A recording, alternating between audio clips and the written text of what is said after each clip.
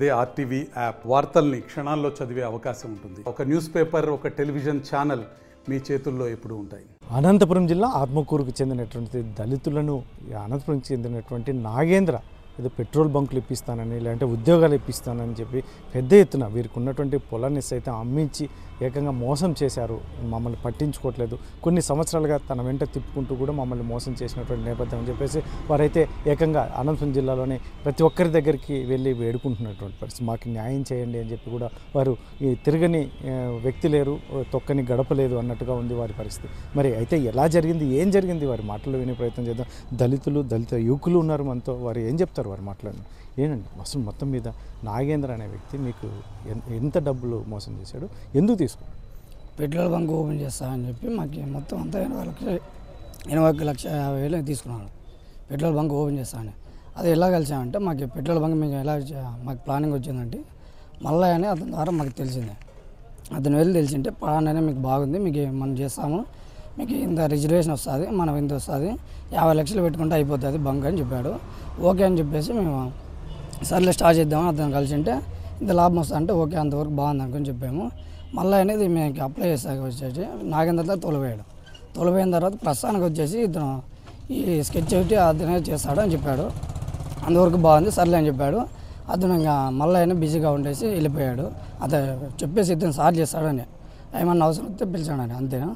అతను అనేది మళ్ళీ నాగేంద్ర అనేది మళ్ళీ అయితే మనకి ఎటువంటి సంబంధం లేదు, మేమే చూసుకుందాము, మళ్ళీ అయినా తీసేద్దాము, దీనికి ఎంత కావాలో నేను చేస్తాను, నాకు వాళ్ళు తెలుసు వీళ్ళు తెలుసు అని ఫోటోలు చూపించి దాంతోపాటు ఫలానా వాళ్ళు తెలుసు, నాకు వీళ్ళు తెలుసు, నాకు ఇంత సపోర్ట్ ఉంది, నేను తొందరగా చేస్తాను, నేను 2-3 కూడా చేశాను, నేను కోర్టులో కూడా పని చేస్తున్నా అని చెప్పాడు. మేము ఓహో బాగా తెలుసు కదా, ఇంత ఐడియా ఉంది కదా అనుకుని మేము సర్లే చేద్దామని చెప్పాము. అప్పుడింత అమౌంట్ అయితే అడిగాడు. మీకు పెట్రోల్ బంక్ అనే ట్యాంకులు అనేవి అక్కడ వచ్చి ఉన్నాయి, వసిపెడితే వచ్చాయి, దానికి ఇంత ఉన్నాడు, మీకు లోన్ శాంక్షన్ చేస్తా అంటే ఇంత ఇచ్చాము. అది అతను మా ఇంటి దాకా వచ్చేసి సగం ఇప్పించుకొని వెళ్ళాడు. తర్వాత అతను ఇంటి దాకా వెళ్ళేసి మేము కోర్టు రోడ్లో కోర్టు రోడ్డు ప్రకాష్ నగర్ దగ్గర అతని ఇల్లు ఉంది, అతను ఆఫీస్గా సెట్ చేస్తున్నాడు. అక్కడికి వెళ్ళి మమ్మల్ని రమ్మంటే అక్కడ మాట్లాడినాము, అతను ఇచ్చేసాము. దానికి వచ్చేసి అతనికి ఒకరు 30 ఇచ్చాము, ఒకరు 20 ఇచ్చాము, ఒకరు 10 ఇచ్చాము, లక్షలు ఇచ్చాము. అట్లా అప్పుడింత ఇచ్చేసాం అంతా. అతను ఇప్పించుకున్నట్ల సంతకం చేశాడు, అగ్రిమెంట్ రాశాడు, ఓకే ఇంకా చేస్తాడు కదా, ఇంతవరకు నమ్మకం వచ్చిందని అనుకున్నాము. చేసే టైంలో అంతా అయిపోయిన టైంలో లాస్ట్కి హౌడా చైర్మన్ వచ్చేస్తే మీ పెట్రోల్ బంక్ అంతా 90% అయిపోయింది. మా దగ్గర అయితే మొత్తం అయితే 80,50,000 అయితే డబ్బులు అయితే తీసుకున్నాడు. పెట్రోల్ బంక్ చేస్తాను ఇదంతా చేయబట్టి 4 సంవత్సరాల వరకు వెయిట్ చేయించాడు. మాకు 4 సంవత్సరాల నుంచి ఎందుకు మీరు ఇట్లా చేస్తున్నాం మామూలు అంటే స్కెచ్ ఇచ్చాడు, ఓకే ఇది ఫర్మ్ పేరు అని చెప్పాడు, ఇది సీలు, ఇది ఇలాంటి తయారు చేయించాడు, ఇది పక్క పెట్టాడు. మీకు ట్యాంకర్కి వచ్చాయి ఆన్లైన్లో వచ్చేసి దీనికి ట్యాంకర్ చేయాలి, దీనికి డీడీ కట్టాలని దీనికి ఇప్పించుకున్నాడు, ఇది ఓకే. ఇలా స్కెచ్ అనేది చూపించే, ఈ స్కెచ్ అనేది మా బంక్ కాదు, ఇది వచ్చేసి హెచ్పి భారత్ బంక్, హెచ్పి వచ్చేసి ఇక్కడ ఉంది పేరు, హెచ్పి అని రౌండ్ చేశాడు. ఇది వచ్చేసి రఘువీర్ హౌస్ దగ్గర 3,000 ఎంతో డబ్బులు తీసుకొని స్కెచ్ అయితే కొనేసి మాకైతే తెచ్చి ఇచ్చాడు. ఇది మీదే బంక్ వచ్చేసి ఎడిట్ చేసి ఇక్కడ అనే పేరు అయితే మెన్షన్ చేశాడు, మలబలేశ్వర్ ఫ్యూయల్స్ అని మెన్షన్ చేసి ఇది మీదే బంక్ అంటే అది మాకు సరిగ్గా చూసుకోక మేము అప్పుడు అంటే ఆ టైంలోనే వేరే మేము ఎగ్జామ్ రాయడానికి ఎక్కడ వెళ్ళింటే మా వాళ్ళకి చెప్పేసి ఇదంతా నమ్మించాడు. ఈ స్కెచ్ని చూసేసి మా వాళ్ళు కొద్దిగా నమ్మారు, ఓ మా స్కెచ్ వచ్చింది అంతవరకు బంక్ చేస్తున్నాడు అనుకున్నారు. తర్వాత అంతా తెలిసిన తర్వాత మేము ఎంక్వైరీ చేసాం ఇది నిజమా కాదని. ఎట్లా ఆయన మీద అనుమానం వచ్చింది, ఎన్ని సంవత్సరాలు పట్టింది మీకు అనుమానం? దీనివల్ల అతను పెట్రోల్ బంక్ చేస్తా అని చెప్పేసి సంవత్సరాల కొద్దీ చెబుతూనే ఉన్నాడు. ఆన్లైన్లో అయితే నేను డీడీ అయితే కట్టేశాను అని ఇలా చూపించాడు. ఆన్లైన్లో డీడీ కట్టడానికి చలానా కట్టడానికి ఆన్లైన్ చలానా అనేది మాకు అతను కట్టాడంట, కట్టి మాకు ఇది పంపించాడు, వాట్సాప్లో మాకు సెండ్ చేశాడు. ఈ అమౌంట్ అతను కట్టిండేది ఇంత అమౌంట్ కట్టాడని మాకు సెండ్ చేశాడు. ఇది లైసెన్స్కి ఒకటి ఇది అయిపోయింది, ఇది ఒక లైసెన్స్ అయిపోయిందని చెప్పాడు. ఇది మళ్ళీ ఇది ఆన్లైన్లో కట్టినట్లు ఇది గవర్నమెంట్ నుంచి వచ్చిన చలానా ఇది అని చూపించాడు. ఇది అది నాగేంద్ర పంపించింది చలానా, ఇది గవర్నమెంట్ ఆన్లో వచ్చింది, ఇందులో సీల్ ఉన్నాయి, ఇందులో రిజిస్టర్ నెంబర్ అన్నీ ఉంటాయి, ఇది మేము ఇంత కట్టాము అమౌంట్ అని చూపించాడు. మాకు నమ్మేది కాలేదు, ఆన్లైన్లో ఇంత కడతారు ఒక చలానాకి ఇంత కడతా అని చెప్తే నాకు డౌట్ వచ్చేసి ఆన్లైన్లో మళ్ళీ వెబ్సైట్ లాగిన్ చేసి చెక్ చేస్తే ఇందులో సిఎఫ్ఎం చలానాలో చెక్ చేసి అతను ఈ రిజిస్ట్రేషన్ నెంబర్ అనేది టైప్ చేసింటే ఇక డేటు ఇవన్నీ మ్యాచ్ అయినా అమౌంట్ మాత్రం మ్యాచ్ కాలే. ఎందుకు మ్యాచ్ కాలని చూస్తుంటే అతని సెల్ నెంబర్ ఉందా అతనే ఉన్నాయి, అతను మెసేజ్ వస్తుంది మా నెంబర్ పెట్టి అతని నెంబర్ పెట్టాడు. మీ నెంబర్కి మెసేజ్ వచ్చిండ కదా సార్ ఇంత అనేది ఆన్లైన్ చలాన్ కట్టింట అంటే ఆడికి చెప్పాడు నా నెంబర్కి వచ్చింది అది ఇంత కట్టా అని చెప్పాడు. మాకు నమ్మేదే కాక ఇంత అమౌంట్ మళ్ళీ ఆన్లైన్లో చెక్ చేసింటే ఈ సేమ్ ట్రాన్సాక్షన్ ఐడి అనేది చెక్ చేసింటే ఇంత అమౌంట్ కట్టినట్టు చూపించింది. ఇది ఒరిజినల్. ఇప్పుడు 550 అమౌంట్ అనేది కట్టాడు ఆన్లైన్లో. కానీ మాకు దాన్ని ఎడిట్ చేసి పంపించిండే 1,55,000 కట్టాడు. 420 పనులు చేస్తున్నాడు, ఫ్రాడ్ చేస్తున్నాడు. ఇది ఆన్లైన్ చెక్ చేసింటే ఇంత వచ్చింది కదా, అప్పుడు మాకు డౌట్ వచ్చి దాని తర్వాత 2-3 చలాన్లు అనేది తర్వాత బ్యాంక్ అకౌంట్ ఓపెన్ చేస్తా అని చెప్పాడు. ఫర్మ్ పేరు మలప్లేస్ ఫ్యూల్స్ అని ఫర్మ్ పేరు ఓపెన్ చేస్తా అని చెప్పేసి మమ్మల్ని ఇక్కడ శ్రీకంఠ సర్కిల్ దగ్గర ఐడిబిఐ బ్యాంక్ దగ్గర తోలిపోయి అక్కడ మా దగ్గర సంతకాలు అన్నీ పెట్టించి ఇవన్నీ చెక్ బుక్లు అన్నీ తీర్చాడు. అంటే ఇది చెక్ బుక్ అనేది చేసా సెంట్రల్ గవర్నమెంట్ లోన్ ఇస్తా అన్నారు. ఎంతవరకు వస్తుంది ఏం కదా అంటే ఇది ఆల్మోస్ట్ అయిపోయిందని మా దగ్గర 4 లక్షలు ఇప్పించుకున్నాడు. ఇప్పించుకున్న తర్వాత ఇతను కట్టిండేది ఆన్లైన్లో చలాన్ వచ్చేసి ఈ అకౌంట్ అనేది వేసిండు. అతను 10,000 మాత్రం డిపాజిట్ చేశాడు ఓన్లీ. మాకు అది మళ్ళీ మేము బ్యాంక్ వెళ్ళి ఎంక్వైరీ చేస్తే మీ అకౌంట్ అని మీ దగ్గర 4 లక్షలు ఇప్పించుకున్నా, కానీ అతను కట్టిండే 10,000 కట్టాడు. ఏం చెప్తున్నాడు ఇప్పుడు? మీరు మా డబ్బు అడుగుతున్నారా, మా డబ్బు మాకు ఇవ్వండి అని అడుగుతున్నారా, లేదంటే ఏమి ఆయన నుంచి సమాధానం ఏమి? అతని నుంచి ఏమంటే ఇలా మోసం చేసా, ఇలా చేశాడు 420 పన్ను. అతని దగ్గర వెళ్ళి కలిసాము. అసలు మీరు ఇలాంటి మమ్మల్ని మోసం చేసుకొని వస్తున్నారు కదా సార్ ఇన్రాలని ఇట్లా అంటే అతను చెప్పాడు నాకు ఇంత టైం ఇవ్వండి అన్నాడు. ఎంత టైం కావాలంటే అతను నాకు డిసెంబర్ వరకు టైం ఇవ్వండి, 2024 డిసెంబర్ 15 వరకు టైం ఇవ్వండి అన్నాడు. అందుకు 4 నుంచి ఇట్లే చెప్తూనే ఉన్నాడు. మేము మాకు పని జరుగుతా కదా న్యాయం చేస్తాడు కనుక మేము ఇట్లా అనుకున్నాము. తర్వాత అనేది డిసెంబర్ 15 అతని దగ్గర కాల్ చేస్తే మా ఫోన్ లిఫ్ట్ చేయటం లేదు. అతను 1,85,000 ఇప్పించుకుంటారు. అందులో మా దగ్గర అగ్రిమెంట్ ఉన్నాయి. మీరు ఎందుకు ఇంత ఫ్రాడ్ చేస్తున్నాం మమ్మల్ని అంటే అవి నువ్వు ఎవరికన్నా చెప్పుకోవు, నువ్వు ఏం చేసుకుంటావు చేసుకో, నీ చాలా వచ్చిండే చేసుకో. నాకు వాళ్ళు తెలుసు, పంటాల శ్రీరామ్ తెలుసు. వాళ్ళతో ఫోన్ చేయమంటే ఫోన్ చేపిస్తా, వాళ్ళతో పంచాయతీ పెట్టిమంటే పెట్టిస్తా. అదే కాకుండా నాకు నారా లోకేష్ ఫోటో దిగిన ఆ ఫోటో పంపిస్తా అలా చెప్పాడు. ఆవిడ ఆఫీస్కి వెళ్తే అక్కడనే నిజం బయటపడింది. మాకు ఎస్పీ గారికి అయితే కంప్లైంట్ చేసాము, మీడియా తరఫున మాట్లాడినాము. మాట్లాడిన తర్వాత వాళ్ళైతే మీకైతే న్యాయం చేస్తాము, ఈ కేసు అయితే మేము టేక్ చేస్తామని మాకైతే మెసేజ్ కూడా వచ్చింది ఆన్లైన్లో. దగ్గర 80 లక్షల పైన తనకి ఇచ్చామంటున్నారు. మీకు ఎలా వచ్చింది ఆ డబ్బు? ఎలా వచ్చింది? మాకు 80 లక్షల డబ్బులు ఎలా వచ్చాయంటే మాకనేది భూమి ఉంది, పూరంపట్ట భూమి. ఆ భూమి అనేది రోడ్డు పక్కన ఉంది, హైవే పక్కన. దాన్ని అమ్మేశాం. అమ్మినల్లా అప్పుడింత అమ్మినట్ల ఇతను అడిగినట్లల్లా అతను అమ్మేది తెచ్చి ఇతను కట్టేది. అతను అడిగేది ఇతను తెచ్చి కట్టేది. అతను రాసిచ్చేమో అగ్రిమెంట్ రాసిస్తాడు. దాని ప్రకారం మేము అంటుకున్నాం. అట్లా అమ్మేసి భూమి అనేది తెచ్చి కట్టాము. అతను కట్టేశాం. ఎవరు నాగేంద్ర అనే వ్యక్తితో మీకు నష్టం ఎలా జరిగింది? మీరు ఎంత డబ్బు కట్టారు? మాకు నాగేంద్ర అనే వ్యక్తి 2020లో ఒక గడ్డం మల్లయ్య అనే వ్యక్తి పరిచయం చేశాడు. ఆయన పెట్రోల్ బంక్ కోసం మేము అతన్ని కలిసాము. అతను చేస్తా అన్నాడు. మాకు ఆత్మకూరు కళ్యాణదుర్గం హైవేకి, నేషనల్ హైవేకి మాకు ఈ రోడ్ పాయింట్ ఒక భూమి ఉంది. ఆ భూమి అమ్మి అతనికి అమౌంట్ కట్టాము. అదేగాక ఆయన మాకు జాబ్స్ హైకోర్టులో జాబ్స్ ఇస్తానని చెప్పారు సార్. హైకోర్టులో జాబ్స్ ఇప్పిస్తానని చెప్పారు. జడ్జి గారి దగ్గర మాట్లాడాను. ఇక్కడ జిల్లా కోర్టులో కూడా ఆయన నాకు జడ్జి గారు తెలుసు, నా దగ్గరికి అడ్వకేట్స్ వస్తారు. కేసు టేక్ ఓవర్ చేసేటప్పుడు అడ్వకేట్స్ నా దగ్గరకు వచ్చి ఇది ఎలా చేయాలి సార్, ఇది ఎలా టేక్ ఓవర్ చేయాలని నేను చెప్పి నా దగ్గర చిన్న పాయింట్స్ అన్నీ క్యాచ్ చేసుకొని పోతారు అని చెప్పాడు. మేము అతన్ని నమ్మాము. ఇప్పుడు మాకు జాబ్ పర్పసే తెలీదు. మా పెదనాన్న ఈయన అన్ఎడ్యుకేటెడ్, ఈయన దగ్గర చెప్పాడు నీకు మీ కొడుకులకి హైకోర్టులో జాబ్స్ ఇప్పిస్తానని చెప్పాడు. ఈయన నమ్మాడు. ఓకే పిల్లలకు చెప్పొద్దా 21 లక్షల జాబ్ కోసం అని తీసుకున్నారు.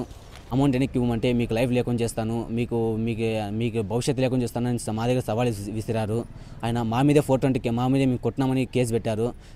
చేసేవన్నీ 420 పనులు మా మీద కొట్టినామని కేసు పెట్టారు. 4th టౌన్ పోలీస్ స్టేషన్లో కేసు పెట్టారు. కేసు ఫైల్ చేశారు. మేము ఒక్క విషయంలో ఫోన్ చేస్తాం, మాకెప్పుడు మీకు అమౌంట్ కడతారు, మీరు అమౌంట్ కట్టుకొని మేము లీగల్గా యాక్షన్ తీసుకోవాల్సి వస్తుంది, లీగల్గా ప్రొసీడ్ అవ్వాల్సి వస్తుంది అనే ఒక్క విషయం మాట్లాడిన దానికి నా మీద కేసు ఫైల్ చేశారు.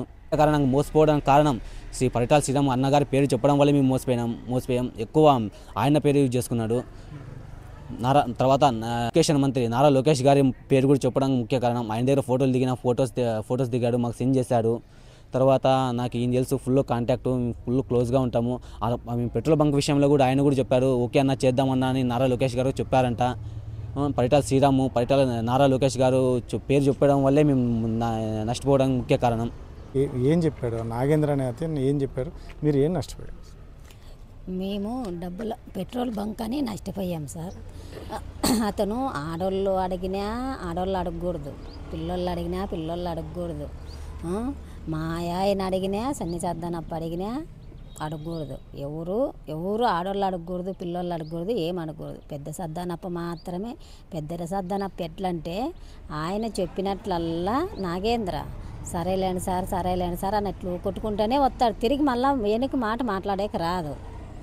అట్లా అనేసి మేము మా ఆయన వాళ్ళకైతే అలీవ్ కాలేదనేసి, ఏం సార్ నువ్వు ఇట్లా చేస్తుండవు, ఎందుకు చేస్తుండవు, ఏం మాకు అడిగే సంబంధం లేదంటే, ఆడోళ్ళు అడగకూడదు, ఆడోళ్ళకి ఏం సంబంధం అని అడుగుతారు. ఆడోళ్ళు అడిగితే మేము చేసేదే లేదు, ఎవరితో చెప్పుకుంటారో చెప్పుకోపోండి పోయి. 81,50,000 సార్ నష్టపోయింది.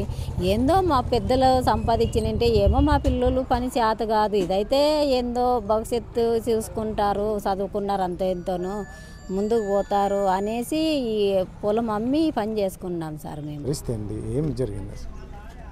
మా సొమ్ము ఇచ్చి మా జీవితాలు రోడ్డు మీద పడినాయి, మా పిల్లల తల్లులు అందరివి. మేము చాలా ఘోరంగా అన్యాయంగా అయిపోయినాం.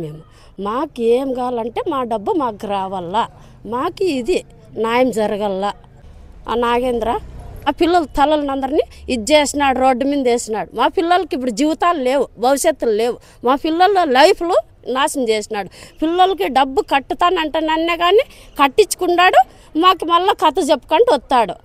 ఏం జరిగింది మొత్తం మీద అయితే మాత్రం? ఎందుకంటే ఈ దళిత కుటుంబాలు నష్టపోయినాయి, నాగేంద్ర అనే వ్యక్తి వల్ల పూర్తిగా నష్టపోయామంటున్నారు. ఏం జరిగింది అన్న? ఇప్పుడు అనంతపురం జిల్లా ఆత్మకూరు మండల కేంద్రంలో చిన్న సర్దానప్ప, పెద్ద సర్దానప్ప అని 2 దళితులు ఉంటారు. వాళ్ళు చాలా అమాయకులు, వ్యవసాయ కూలీలు. కాకపోతే వాళ్ళ తాతలాస్తి పూర్వం పట్ట అయినటువంటి ఒక 3 ఎకరాల భూమి మాత్రం వాళ్ళకు ఉంటుంది. ఆ భూమిని ఈ నాగేంద్ర అని అనంతపురం నగరానికి చెందినటువంటి ఒక వ్యక్తి, అతను రాజకీయ నాయకుడు అని చెప్పుకుంటూ, లేకుంటే నాకు పెద్ద వాళ్ళతో పరిచయాలు ఉన్నాయని చెప్పేసి ఈ అమాయక దళితులను నమ్మించి వాళ్ళ భూమిని, ఎకరా భూమిని అమ్మించడం జరిగింది. అమ్మించిన తర్వాత 81,50,000 రూపాయలు అక్షరాల తీసుకున్నాడు. దాంట్లో వచ్చేసి 61,50,000 రూపాయలు పెట్రోల్ బంక్కి, 20 లక్షలు వాళ్ళ పిల్లలకు ఉద్యోగాలు ఇప్పిస్తాం, హైకోర్టులో అది ఉద్యోగాలు ఇప్పిస్తామని చెప్పేసి నమ్మబలికించి డబ్బులు తీసుకున్నాడు. ఇదంతా 2021 నుంచి ఇప్పుడు 25 4 సంవత్సరాల కాలం నుంచి జరుగుతుంది. అది ఆయన ఫర్మ్ ఓపెన్ చేసిండేది ఫేకే, మళ్ళీ దానికి ఒక స్కెచ్ తయారు చేసిండేది ఫేకే, మళ్ళీ బ్యాంక్లో అకౌంట్ ఓపెన్ చేసేసి అక్కడ ఒక చెక్ బుక్లు తీసుకోవడము ఫేకే, మళ్ళీ పెట్రోల్ పంపుకు సంబంధించినటువంటి మెటీరియల్ వస్తుంది, మళ్ళీ దానికి ట్యాంకర్లు వస్తున్నాయని చెప్పేసి ఫేక్ అన్ని ఫొటోస్ అన్నీ సేకరించి ఈ అమాయక దళితులను నమ్మించి మోసం చేయడం జరిగింది. ఈ నాగేంద్ర మామూలుగానే సీటర్ అనే రకంలో తెలుస్తుంది చాలామందికి ఇప్పటికే. అంటే ఎప్పుడైతే సోమవారం రోజు మేము అనంతపురం జిల్లా ఎస్పీ గారిని కలిసి ఈ దళితులు మోసపోయినారు, వీళ్ళకి న్యాయం చేయాలని చెప్పి కోరినాము. అది మీడియా ద్వారా ప్రచారంలోకి వచ్చిన తర్వాత ఆయన బాధితులు దాదాపు ఇప్పటికీ ఒక 5 నుంచి 6 మంది ప్రత్యక్షంగా మమ్మల్ని కూడా కలవడం జరిగింది. కలిసి ప్రతి ఒక్కరు ఇదే చెప్తున్నారు, ఉద్యోగాల పేరుతో మాత్రమే డబ్బులు ఎక్కువ తీసుకున్నట్లుగా అర్థమవుతుంది. అది కూడా 5-10 లక్షలు కాదు, ఎవరిని కదిలిచ్చినా 15, 20, 30 లక్షల వరకు ఆయన తీసుకున్నట్లుగా మాకు తెలుస్తుంది. మరి అంతా కూడా నాగేంద్ర ఈ అమాయక దళితులకు అరచేతిలో పెట్రోల్ బంక్ చూపించి వీళ్ళ దగ్గర డబ్బులు కాజేశాడు. మరి ఇదే విషయాన్ని వాళ్ళు పోయి మా డబ్బులన్నా మాకు తిరిగి ఇచ్చేయని చెప్పేసి ఈ అమాయకులు అడిగితే వాళ్ళ మీదే తిరిగి పోలీస్ స్టేషన్లో కేసు నమోదు చేయించినాడు. ఇంకోటి ఏదో హ్యూమన్ రైట్స్ అది ఇదని మాట్లాడండి, ఏంటది? అదే అట్లనే అది వీళ్ళు ఆయన వేసుకున్న బట్టలు, ఆయన తిరిగే కార్లు, జల్సాలకి వీళ్ళు అమాయకులు కాబట్టి ఇతను ఏదో పెద్ద స్థాయి నాయకుడు, మాకు అన్నీ చేసేస్తాడని ఒక ఆశతో వీళ్ళు భ్రమతో నమ్మడం జరిగింది. అతను మానవ హక్కుల సంఘం అని చెప్పేసి, నేను జాతీయ నాయకుడిని హ్యూమన్ రైట్స్ ఫోరంలో అని చెప్పేసి కూడా వీళ్ళకి చెప్పినాడు. ఆ పేర్లు కూడా వీళ్ళకి ఏం తెలియదు కానీ, కాకపోతే బయట చలామణి అంటే తను కాపాడుకోవడానికి, ఆయన చేసిన మోసాల నుంచి బయటపడడానికి, మిగతా కొంత అవేర్నెస్ ఉన్న వాళ్ళని భయపెట్టడానికి, వాళ్ళని ఇబ్బంది పెట్టడానికి, ఆయన ఎవరు టచ్ చేయకోకుండా ప్రశ్నించుకోకుండా ఉండేదానికి మాత్రమే హ్యూమన్ రైట్స్ అని చెప్పుకున్నట్లు తెలుస్తుంది. మరి ఇట్లా చేసుకుంటూ ఈ అమాయకులను మోసం చేస్తున్న నాగేంద్ర పైన ఈ పోలీసులు కానీ రాజకీయ నాయకులు కానీ గమనించాలి. వాళ్ళు విచారణ జరిపిన అనంతరమైన అతని మీద కఠిన చర్యలు తీసుకోకపోతే ఇట్లాంటి అమాయకులను ఇంకెంతమందిని ఆయన మోసం చేస్తాడో. నిజంగానే నారా లోకేష్ అంటే ఎవరికో తెలియదు, పరిటాల శ్రీరామ్ పేరు ఒక స్థానికుడు కాబట్టి అట్లా ఆయన పేరు చెప్తున్నాడని చెప్పేసి మళ్ళీ వాళ్ళ పేర్లు చెప్పుకొని ఆయన ఈ మోసాలు లేకుంటే ఈ అక్రమాలు ఇట్లాంటి దౌర్జన్య అరాచకాలకు పాల్పడుతున్నాడు. కాబట్టి రాజకీయ నాయకులు కూడా ఈ విషయంలో కలుగు చేసుకోవాలి. ఇప్పటికే మీడియా ద్వారా అందరికీ తెలిసింది ఆయన భాగవతము. మరి రాజకీయ నాయకులకు కూడా తెలిసే అవకాశం ఉంది. కాబట్టి వాళ్ళు కూడా చర్యలు తీసుకోవాలి. అట్లాంటి వాళ్ళని పిలిపించి ఎప్పటికప్పుడు దండించో లేకపోతే మందలించి ఈ పేద ప్రజలకు న్యాయం చేస్తే రాజకీయ నాయకులకు కూడా ఈ చిన్న అంటే ఎస్సీ ఎస్టీ బీసీ మైనార్టీ వర్గాలు కావచ్చు, లేకుంటే బాధితులు మోసపోయిన బాధితులు ఎవరైనా కావచ్చు, వాళ్ళకు కూడా ఈ రాజకీయ నాయకుల మీద కొంత నమ్మకం కానీ లేదంటే గౌరవం కానీ పెరుగుతుందని చెప్పేసి కూడా మేము తెలియజేయడం జరుగుతుంది. లేదు ఇది ఇట్లే వదిలేసినాం అనుకోండి, నాగేంద్ర మోసం చేశాడు, ఆత్మకూరులో దళితులు మోసపోయారు, వాళ్ళిద్దరికీ సంబంధించిన విషయం మాకెందుకు అని వదిలేసినారంటే అట్లాంటి వాళ్ళని ప్రోత్సహించినట్లే అవుతుంది. రాజకీయ నాయకులు కావచ్చు, పోలీసు అధికారులు కావచ్చు. అంటే వీళ్ళు ఇరువురు దీన్ని బాగా ఆలోచించేసి విచారించి ఈ నాగేంద్ర పైన ఒకవైపు చట్టపరంగా చర్యలు తీసుకోవడం అయితే, రెండో వైపు ఎవరినైతే మోసం చేసినాడో వాళ్ళకి డబ్బులు తిరిగి ఇప్పించాలనేది కూడా మా డిమాండ్, మా ఆలోచన. వీళ్ళని కోరుకోవడం జరుగుతుంది. మరి ఇప్పటికైనా ఎవరైతే ఈ నాగేంద్ర అనే వ్యక్తి ఉన్నాడో అతన్ని పైన ఈ దళితులకు మోసం చేసినాడు కాబట్టి అతని మీద కేసు నమోదు చేయాలి. అందులో ముఖ్యంగా దళితులను మోసం చేయడం అనేది చాలా దుర్మార్గం, అమాయకుల్ని. అతని మీద ఎస్సీ ఎస్టీ అట్రాసిటీ యాక్ట్ కూడా కేసు నమోదు చేసి వీళ్ళతో తీసుకున్నటువంటి 81,50,000 రూపాయలు తిరిగి ఇప్పించాలని చెప్పేసి మేము దళిత గిరిజన సంఘాల జేఏసీగా కూడా డిమాండ్ చేయడం జరుగుతుంది. మాత్రం అనంతపురంకి చెందిన నాగేంద్ర మొత్తం మీద ఈ దళిత కుటుంబాలను అయితే మాత్రం దాదాపు 80 లక్షలకు పైగా మోసం చేసి పెట్రోల్ బంక్ అని చెప్పేసి ఉద్యోగాలు, మీ పిల్లలకు ఉద్యోగాలు ఇప్పిస్తానని చెప్పి, ఎందుకంటే వారికి ఉన్నటువంటి కాస్త పొలాన్ని కూడా అమ్మించి ఏకంగా వచ్చిన డబ్బును సైతం అతను దిగమింగి ఏకంగా సంవత్సరాలు గడుస్తున్నా కూడా వారిని ఏమాత్రం పట్టించుకుని తిరిగి వారిపైన కేసులు పెట్టించడం. నాకు అందులోనూ వారు తెలుసు, వీరి ప్రముఖ రాజకీయ నాయకుల పేర్లు చెప్తూ పబ్బం గడుపుతున్నటువంటి నేపథ్యంలో ఈ మధ్య వారికి పూర్తిగా విసిగి వేసారిపోయినటువంటి నేపథ్యంలో పోలీసులను కూడా ఆశ్రయించినటువంటి నేపథ్యం. మరి ఎస్పీ దగ్గర కానీ ఇలాంటి ఇతరత్ర పోలీసుల అధికారుల దగ్గర కానీ వీరికి న్యాయం జరుగుతుందా ముఖ్యంగా? ఎందుకంటే అతను ఏదో హ్యూమన్ రైట్స్ అని చెప్పి ఇలాంటి నాకు పెద్దవాళ్ళు తెలుసు అని ఇటువంటివన్నీ చెప్తున్నటువంటి నేపథ్యంలో దళితులకి ఇప్పటికైనా న్యాయం జరుగుతుందని మాత్రం ప్రజా సంఘాలు కూడా ప్రశ్నిస్తున్నటువంటి నేపథ్యంలో మరి ఇటువంటివి అనేక మంది కూడా చాలామంది ఉన్నారు నాగేంద్ర బాధితులు. కాబట్టి వీరందరూ బయటకు వస్తే మాత్రం అందరూ కలిసి మూకుమ్మడిగా ఏదైతే ఉందో సిస్టమేటిక్గా వెళ్తే ఖచ్చితంగా న్యాయం జరగడానికి కూడా అవకాశం ఉంటుందని ప్రజా సంఘాలు చెప్తున్నటువంటి నేపథ్యంలో చూడాలి మరి ఇంకా ఎంతమంది బయటికి వస్తారు, నాగేంద్ర బాధితులు ఎంతమంది ఉన్నారు మరి వేచి చూడాల్సిన అంశం. కెమెరా పర్సన్ సుధాకర్తో చల్లకెనాడు RTV అనంతపురం జిల్లా.